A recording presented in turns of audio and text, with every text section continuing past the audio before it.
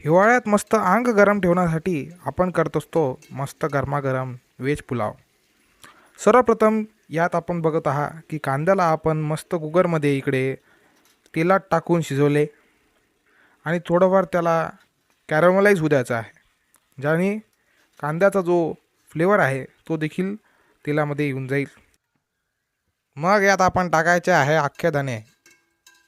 अख्खे धणे आणि कांदे दोघांना देखील मस्त मिसळायचे आणि नंतर आपण बघू शकता मिरच्या टाकल्यावर मुलांसाठी मस्त गोड गोड व्हेज पुलाव तयार होऊन जाईल.